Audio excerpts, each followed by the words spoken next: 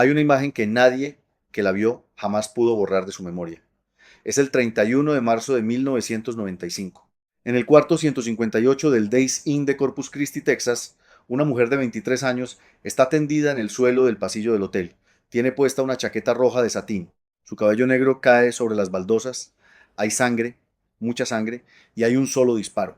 Un solo disparo que, según el expediente de la Fiscalía del Condado de Nueces, fue hecho a quemarropa desde una distancia de menos de 30 centímetros por la única persona en el mundo a quien Selena Quintanilla había elegido defender públicamente durante meses cuando nadie más en su familia quería hacerlo.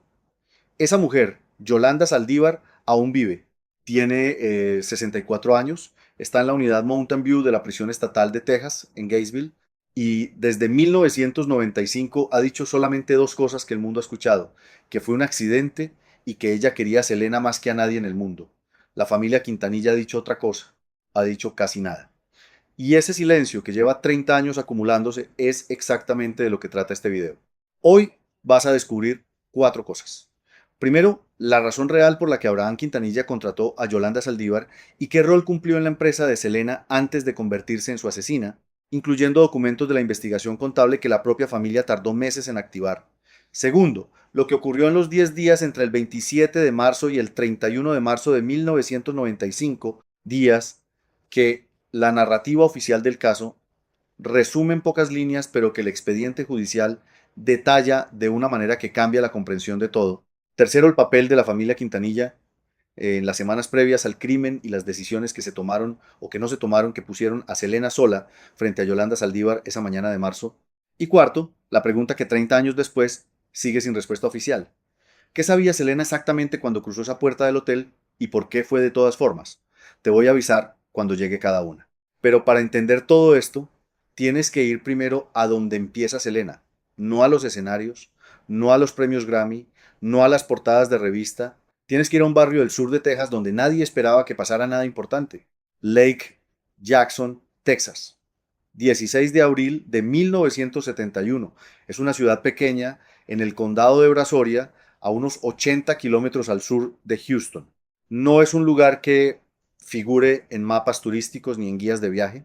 Es un lugar donde viven familias de trabajadores, donde el calor del verano aplasta las canchas de béisbol vacías y donde la frontera cultural entre lo anglosajón y lo mexicano no es una línea en el mapa, sino una tensión que se vive en los restaurantes, en las escuelas, en las caras de la gente cuando escuchas hablar español en la calle. Selena Quintanilla Pérez nace ahí, la tercera hija de Abraham Quintanilla Jr. y Marcela Ofelia Zamora. Abraham Quintanilla padre era músico. Había tocado en los años 60 en un grupo llamado Los Dinos. Había perseguido ese sueño con la intensidad de alguien que sabe que el tiempo se acaba y lo había visto desvanecerse cuando el dinero no llegó, cuando los contratos no se cerraron, cuando la realidad de ser músico mexicoamericano en el Texas de esa época significaba tocar en bailes de pueblo y terminar la noche con apenas suficiente para llenar el tanque del camión. Abraham Quintanilla había guardado ese fracaso en algún lugar dentro de sí mismo, y cuando su hija menor empezó a cantar, entendió algo con una claridad que pocos padres tienen, que esa niña tenía lo que él nunca tuvo, y que esta vez no iba a dejar que se desperdiciara. Selena tenía 6 años la primera vez que Abraham la escuchó cantar con una entonación que no era normal, no era simplemente afinada, era expresiva. Había algo en la voz de esa niña que comunicaba emoción antes de que ella pudiera siquiera entender las palabras que cantaba. Abraham tomó una decisión que definiría los siguientes 17 años de la vida de su familia. Convertiría a sus hijos en un grupo musical, Suzette en la batería, A, B en el bajo, Selena en la voz principal, y él sería el manager, el productor, el padre y el arquitecto de todo lo que vendría. En 1981, cuando Selena tiene 10 años, abre un restaurante en Lake Jackson llamado Papagayos. El restaurante no solo sirve comida, sirve como el escenario de debut del grupo familiar. Los Dinos, el mismo nombre de la vieja banda de Abraham, resucitados ahora con sus propios hijos. El restaurante quiebra en 1981, en parte por la crisis económica del petróleo en Texas, en parte porque los negocios de restauración son brutalmente difíciles, la familia pierde todo, se mudan a Corpus Christi en un camión con los muebles amarrados en la parte trasera. Selena tiene 11 años, tiene que abandonar la escuela durante un tiempo porque hay que trabajar, hay que tocar donde los contraten, hay que cobrar lo que den. Hay una frase que Selena dijo en una entrevista en 1994, cuando ya era la reina indiscutida de la música tejana y estaba a punto de cruzar al mercado anglosajón con su álbum en inglés. Dijo, nunca olvidé lo que era no tener nada, y cada vez que subo a un escenario pienso en eso. Es una frase que parece hecha para las entrevistas, pero hay evidencia de que era verdadera. Sus empleados, los músicos de su banda, los técnicos de sonido que trabajaron con ella durante años, cuentan todos una versión similar. Selena recordaba los nombres de todos, llegaba temprano, se quedaba a hablar con la gente después de los shows, compraba comida para los roadies cuando llegaban a ciudades nuevas. Era la clase de generosidad que no viene de la abundancia, sino del recuerdo preciso de cuando no había nada. En Corpus Christi, la familia se instala en un barrio modesto del lado sur de la ciudad. Abraham los pone a ensayar todos los días. Los fines de semana actúan en quinceañeras, en bodas, en ferias de condado. El circuito tejano es un mundo propio, una red densa de clubes nocturnos, estaciones de radio en español, festivales locales y una audiencia mexicoamericana que durante décadas había sido ignorada por la industria musical mainstream de Estados Unidos. Abraham Quintanilla conoce ese mundo mejor que nadie porque fracasó en él 20 años antes, y esta vez tiene una hija que puede hacer lo que él nunca pudo. La ascensión de Selena a lo largo de los años 80 es sistemática y construida ladrillo a ladrillo. En 1987, a los 15 años, gana el premio a la artista tejana femenina del año en los Tejano Music Awards. Lo gana 8 veces consecutivas. Su voz madura con una velocidad que asombra a los productores que la escuchan, desarrolla un estilo que mezcla la cumbia, el ranchero y el pop, con una naturalidad que no suena a fusión calculada, sino a identidad real. Y tiene algo más, una presencia en el escenario que no se enseña ni se aprende. Es pura física, pura energía, pura conexión con el público que está frente a ella. En una época sin redes sociales, sin algoritmos, sin YouTube, Selena construye su fama de la única manera que existía. Show a show, ciudad a ciudad, mano a mano con su audiencia.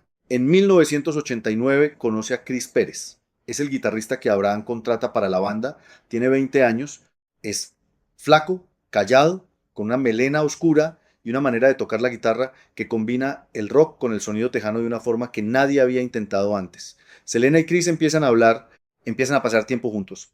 Abraham lo descubre y lo despide. La historia de lo que pasa después es conocida, pero vale la pena decirla con precisión. Selena llama a su padre y le dice que si Chris se va, ella también se va. Abraham contrata a Chris de nuevo. El 2 de abril de 1992, Selena Quintanilla y Chris Pérez se casan en secreto en el juzgado del condado de Nueces. Tienen que hacer las paces con la familia después, pero lo hacen y en los años siguientes Chris Pérez se convierte en una pieza central no solo de la música de Selena, sino de su vida privada. Aquí es donde la historia empieza a revelar sus capas más complicadas y aquí es donde aparece por primera vez el nombre de Yolanda Saldívar. En 1991, Selena quiere crear un club de fans. Es una idea que surge de ella misma, no de Abraham. Quiere tener una conexión más directa con las personas que la siguen. El club necesita a alguien que lo administre. Una mujer de San Antonio, maestra de escuela de 31 años, envía una carta ofreciéndose como voluntaria. Su nombre es Yolanda Saldívar. La carta es entusiasta, es detallada, habla de su amor por Selena con una intensidad que algunos en el entorno de la cantante encontraron excesiva incluso entonces. Pero Selena quedó impresionada.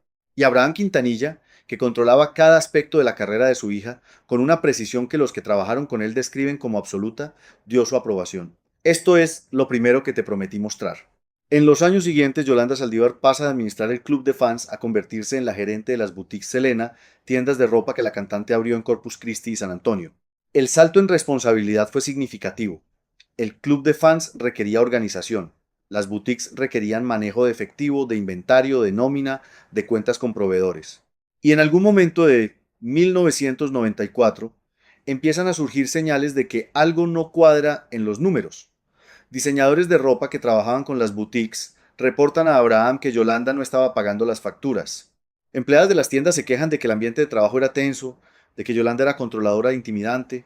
Algunas de esas empleadas afirman haber reportado a Abraham sus sospechas de que dinero estaba siendo desviado. Y aquí viene un detalle que el expediente judicial documenta con precisión y que la narrativa popular del caso tiende a dejar fuera. Abraham Quintanilla inicia una auditoría de las cuentas de Yolanda Saldívar en enero de 1995, no en marzo, en enero, 2 meses antes de que Selena fuera asesinada. La auditoría encargada por el contador de la familia comienza a revelar irregularidades. Según el testimonio presentado en el juicio, se detectan cheques girados a nombre de Yolanda por cantidades que no correspondían a gastos legítimos del negocio. La cifra exacta nunca fue definitivamente establecida en el juicio, pero los fiscales hablan de decenas de miles de dólares. Esto es lo segundo que te prometí mostrar. Ahora bien, la pregunta que hay que hacerse no es solo si Yolanda Saldívar robó dinero. La pregunta es, ¿qué sabía Selena, cuándo lo supo y qué decidió hacer con eso? Porque de lo que los registros del juicio muestran es que Selena siguió siendo la principal defensora de Yolanda dentro de la familia, incluso cuando las sospechas ya estaban sobre la mesa. Empleadas de las boutiques declararon en el juicio que Selena les dijo que confiaba en Yolanda, que la conocía, que había una explicación para todo. Selena operaba con una lealtad que los que la conocían describen como una de sus cualidades más extraordinarias y en este caso también más peligrosas. No era ingenuidad, era una decisión deliberada de dar el beneficio de la duda a alguien a quien había elegido creer. Entre tanto, Yolanda Saldívar estaba bajo una presión que los registros permiten reconstruir con bastante detalle. Sabía que la auditoría existía, sabía que los números no cuadraban. En las semanas previas al 31 de marzo, su comportamiento se vuelve errático según los testimonios de personas que la vieron en ese periodo. Hace llamadas a Selena a horas inusuales. Hay tensión en las conversaciones entre ambas que los testigos del entorno recuerdan. El 9 de marzo de 1995, Yolanda compra un revólver calibre 38 en una tienda de San Antonio. El empleado de la tienda lo declaró en el juicio. La venta es legal. No hay registro de que nadie en el entorno de Selena supiera de esa compra en ese momento. El 27 de marzo de 1995, 4 días antes de la muerte de Selena, Yolanda Saldívar llama a Selena y le dice que fue violada en México durante un viaje de negocios. Es una afirmación grave. Selena, sin cuestionarla, le dice que debe ir a un médico. El 28 de marzo, Selena la lleva personalmente al hospital local. El examen médico no encuentra evidencia de agresión sexual. El médico se lo dice a Selena. Esto es posiblemente el momento en que la confianza de Selena en Yolanda comienza a resquebrajarse de verdad, pero Selena no corta el contacto, no de manera definitiva, no todavía. El 30 de marzo, Abraham Quintanilla tiene una conversación con Selena en la que le dice, con más claridad de la que había usado antes, que Yolanda debe ser desvinculada de todas las operaciones, que las irregularidades en las cuentas son reales, que no puede seguir siendo la gerente de las boutiques. Selena escucha. Según los testimonios de miembros de la familia en el juicio, Selena acepta que la situación no tiene otra salida, pero quiere ser ella quien se lo diga a Yolanda, quiere ser ella quien cierre esa relación. Esta decisión, tomar el control personal de un proceso que tenía elementos de peligro que quizás ella no evaluó completamente, es lo que la lleva al cuarto 158 del Daysin el 31 de marzo por la mañana. Se reúne con Yolanda en el hotel alrededor de las 11:30 de la mañana, no hay nadie más presente, no hay testigos, no hay seguridad. Solo Selena y Yolanda en la habitación donde Yolanda estaba hospedada. Lo que ocurre dentro de esa habitación durante los minutos siguientes nunca fue completamente reconstruido porque la única sobreviviente que estuvo presente cambió su versión de los hechos varias veces. Lo que sí consta en el expediente es lo siguiente. A las 11:48 de la mañana, Selena sale corriendo del cuarto hacia el lobby del hotel. Llega al mostrador de recepción. Dice el nombre de Yolanda. Dice cuarto 158. Y cae al suelo. El disparo la había alcanzado en el hombro derecho, pero la bala había cortado una arteria subclavicular. Perdió una cantidad de sangre que los paramédicos que llegaron a la escena describieron en el juicio como incompatible con la supervivencia a menos de una intervención quirúrgica inmediata. Fue transportada al Hospital Memorial Medical Center de Corpus Christi. A la 1:49 de la tarde, Selena Quintanilla Pérez fue declarada muerta. Tenía 23 años. Faltaban 2 semanas para su cumpleaños número 24. Lo que sucedió afuera del hotel durante las horas siguientes es parte de la historia que los medios cubrieron en tiempo real y que muchos recuerdan. Yolanda Saldívar se encierra en su camioneta en el estacionamiento del hotel. Tiene el revólver. Hay un enfrentamiento de horas con la policía de Corpus Christi, transmisiones en vivo, negociadores. Una ciudad entera viendo cómo una mujer que decía amar a Selena apuntaba el arma hacia su propia cabeza. 9 horas después, Yolanda Saldívar baja la ventanilla, entrega el arma y es arrestada. En el juicio, celebrado en octubre de 1995, su defensa argumentó que el disparo fue accidental, que Yolanda estaba intentando quitarse la vida y que el arma se disparó en un forcejeo. La fiscalía argumentó que Selena había dado la espalda para salir de la habitación cuando Yolanda disparó. El ángulo de entrada de la bala, documentado por el médico forense del condado, era consistente con un disparo hecho desde atrás hacia alguien que se alejaba. El jurado deliberó durante 3 horas. El veredicto fue culpable de asesinato en primer grado. La sentencia: cadena perpetua con posibilidad de libertad condicional después de 30 años. El primer periodo de revisión de su caso fue en 2024. La Junta de Indultos y Libertad Condicional de Texas votó unánimemente en contra de su liberación. El siguiente periodo de revisión es en 2025. Ahora llegamos a lo tercero que te prometí mostrar, el papel de la familia en lo que rodeó a este crimen.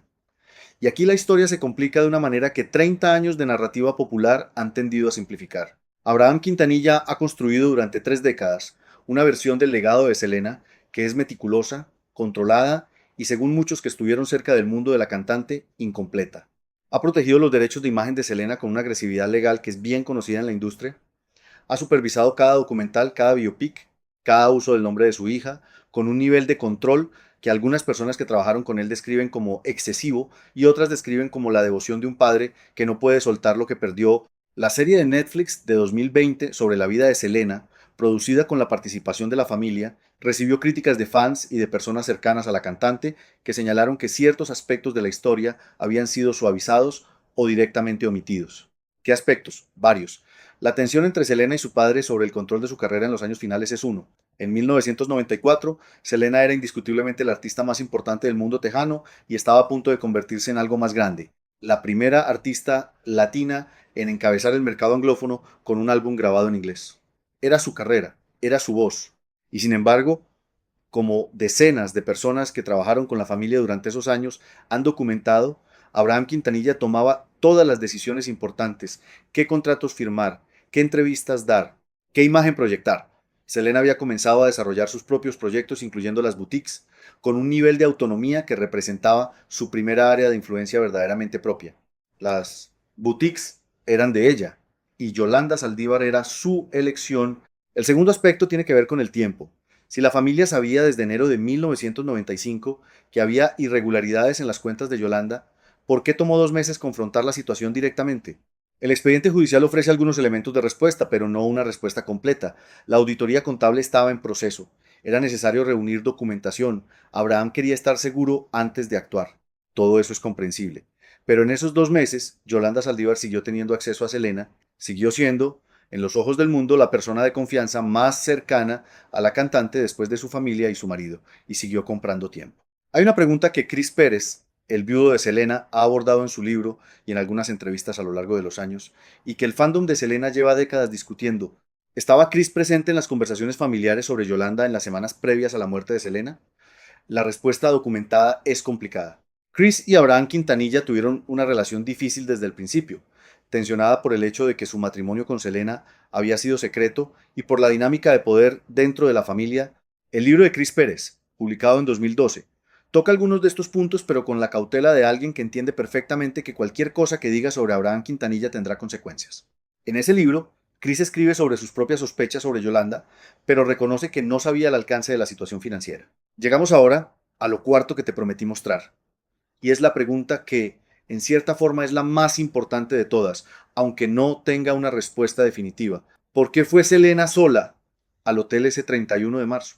Hay versiones distintas sobre lo que Selena sabía exactamente cuando llegó al Days Inn esa mañana. Sabía que iba a confrontar a Yolanda sobre los resultados de la auditoría. Sabía que iba a informarle que su rol en las boutiques había terminado. Lo que es menos claro, y lo que 30 años después sigue siendo objeto de debate entre las personas que estudiaron el caso con detalle, es si Selena comprendía el nivel de desesperación en el que estaba Yolanda Saldívar en esos días. Yolanda había comprado el arma el 9 de marzo. Eso es un hecho del expediente. Pero la compra del arma no fue reportada a nadie en el entorno de Selena antes del 31 de marzo. Algunos fans y analistas del caso han argumentado durante años que si alguien en el entorno de Selena hubiera sabido del arma, la reunión del 31 de marzo no hubiera ocurrido de esa manera. Es una hipótesis razonable. Lo que es igualmente cierto es que Selena tenía 23 años, una confianza en su propia capacidad para manejar situaciones difíciles que la gente que la conocía describe como característica de ella, y una lealtad hacia Yolanda que ninguna evidencia de irregularidades financieras había logrado borrar del todo. Los que han estudiado el caso señalan también algo que la narrativa popular tiende a omitir. Selena fue al hotel sin comunicárselo a nadie en la familia esa mañana. No hay constancia de que Abraham supiera a dónde iba su hija. No hay constancia de que Chris supiera. Selena fue sola a un hotel a tener una conversación que ella sabía que sería difícil con una mujer que estaba psicológicamente al borde, y nadie la acompañó. no porque nadie pudiera, sino porque Selena no lo pidió. Esa decisión tan característica de quién era es también la decisión que no tuvo vuelta atrás. ¿Qué quedó sin resolverse? Varias cosas. Las irregularidades financieras detectadas en las cuentas de Yolanda nunca fueron objeto de un proceso civil completo porque la muerte de Selena convirtió todo en un caso penal. El dinero exacto que habría sido desviado nunca fue determinado oficialmente. Algunos que trabajaron en la investigación contable en 1995 han hablado en años posteriores de cifras que nunca fueron confirmadas en el juicio. También quedó sin respuesta oficial qué hubiera pasado si la confrontación del 31 de marzo hubiera tenido lugar con más personas presentes, si Abraham hubiera ido, si Chris hubiera ido, si hubiera habido un abogado o un contador presente. Son preguntas contrafactuales que no tienen respuesta, pero que tampoco desaparecen. Y está, por supuesto, la pregunta sobre Yolanda Saldívar misma. Porque una mujer que, según todos los testimonios disponibles, sentía hacia Selena una devoción que al menos en sus propios términos era genuina, llegó al punto de dispararle. Los psicólogos que analizaron el caso durante el juicio hablaron de una personalidad que no podía tolerar el abandono, de una identidad que estaba construida enteramente en torno a su relación con Selena, de una mujer para quien perder ese vínculo equivalía a perder su razón de existir. No es una explicación que justifique nada, es una explicación que ayuda a entender cómo una persona llega a ese punto y también ayuda a entender por qué nadie que la rodeaba, ni en el entorno de Selena, ni en el entorno de la propia Yolanda, reconoció la magnitud del peligro antes de que fuera demasiado tarde. Lo que pasó con cada persona en esta historia es parte del registro público. Chris Pérez regresó brevemente a los escenarios con una banda que se llamó Chris Pérez Band, grabó un disco, después se alejó de la música durante años. Hoy colabora ocasionalmente en eventos relacionados con el legado de Selena, pero lleva décadas viviendo una vida predominantemente privada. Ha dicho en entrevistas que el duelo por Selena no terminó, que no termina. Suset Quintanilla, la hermana mayor, trabaja como parte del equipo que administra el legado de la cantante. A. B. Quintanilla siguió produciendo música.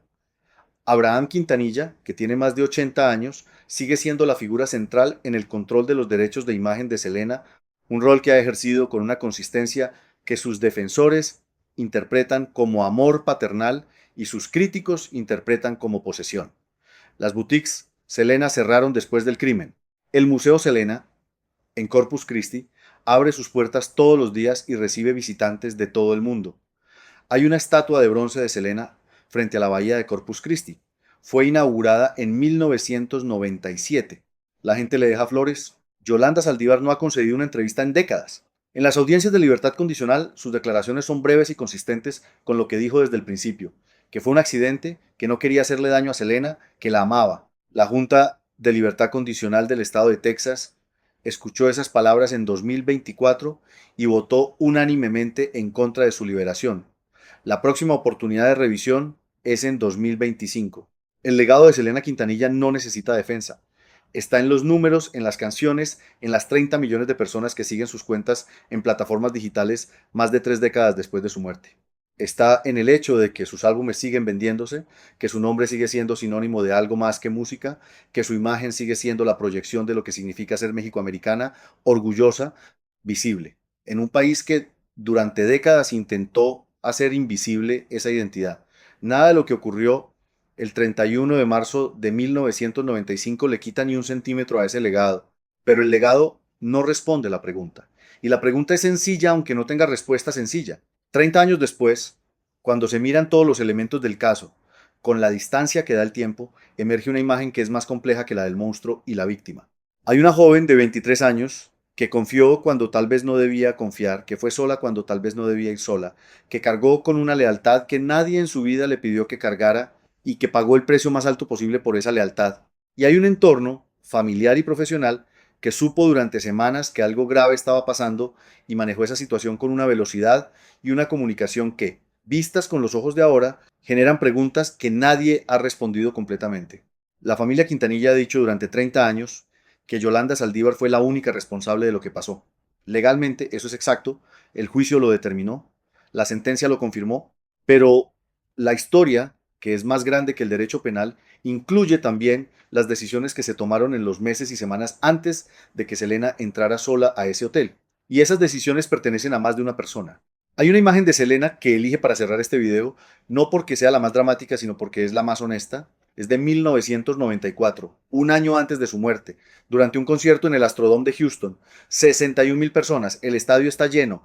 Selena lleva un traje brillante y una sonrisa que ocupa toda su cara. Hay un momento, entre canción y canción, en que se detiene, mira a la multitud y dice, en un español que aprendió de adulta porque en casa se habló más inglés, que está exactamente donde quería estar, que siempre supo que iba a llegar ahí, que nunca olvidó de dónde venía.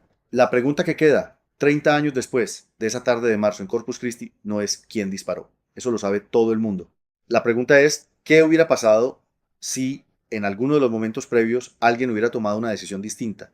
Si la auditoría hubiera comenzado en noviembre en vez de enero, si Abraham hubiera ido al hotel ese día, si Selena hubiera llamado a Chris antes de salir, si Yolanda hubiera sido confrontada con alguien más presente, son preguntas sin respuesta.